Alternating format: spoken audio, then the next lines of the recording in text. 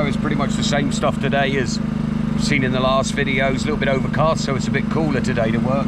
I'm going to try and finish off the four-peak today, get a good day at it. I haven't been back for a few weeks. Let's see how we get on.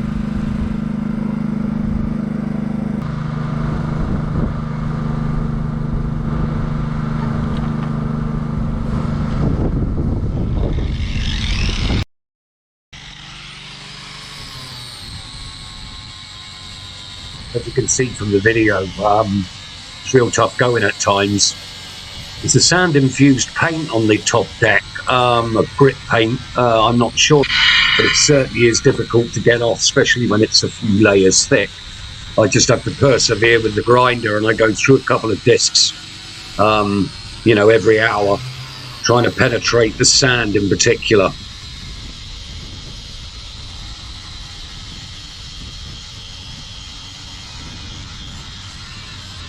So a point to note as well, below the sand, below the paint, there is filler completely across the top. And you can see that in the video here, in the white patches underneath are actually filler and fairing. Below that, and you'll see in a couple of minutes, the patination, the grit patination put in at manufacture. So at the moment, I'm going through the sand and colour coats down to the filler and the fairing coat, taking that out all the way down to the blue fiberglass matting that you can see here. Now the fiberglass matting obviously was pigmented with its colour at manufacture, and that's where I'm getting down to. There's the matting that I'm whether or not in two minds to take off, or fill over before I re-fiberglass. Can I simply put a thickened epoxy resin across it, fair that back, then fiberglass mat, fair it after that with fairing compound? So your thoughts and advice would be welcome. There's another part of that matting which is part of the manufacture, which is really quite nice. I really would have liked to have gone back to that, but I think and fear it's going to be a Kiwi grip affair using the same pattern area after I fiberglass. There's a couple of repairs I need to do. Some advice on that would be cool. Do I just thicken epoxy and fill those voids? All the holes are going to be thicker epoxied and filled, and I'm going to re-drill those at a later date.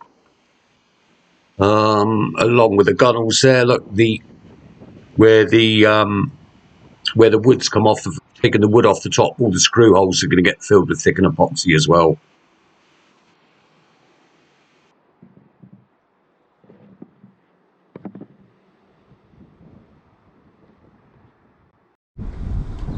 So I'm having a bit of a dilemma today as to how far down to take this top coats and all the coverings, the paint, etc. Some advice would be helpful.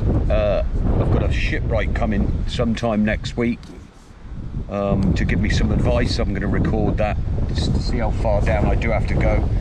As you can see in the last video, I showed the deck quite close up. Do I need to take out this weave sort of matting, the grip matting that was put in at manufacture, or can I fiberglass over that and then reinstate it with Kiwi grip or something of a similar sort?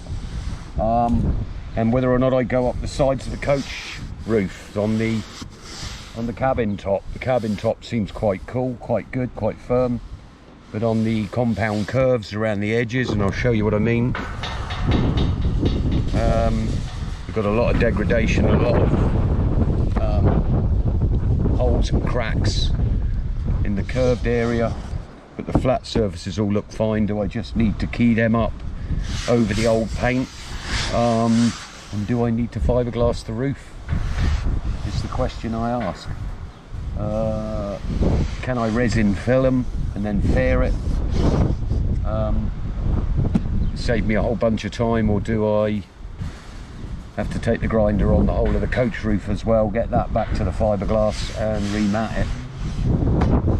Any advice would be welcome. Any tips and tricks, anybody that's done this kind of thing before, or what they found worked and what didn't work. I'm aware there's a lot of hard work involved in it. I'm prepared for that.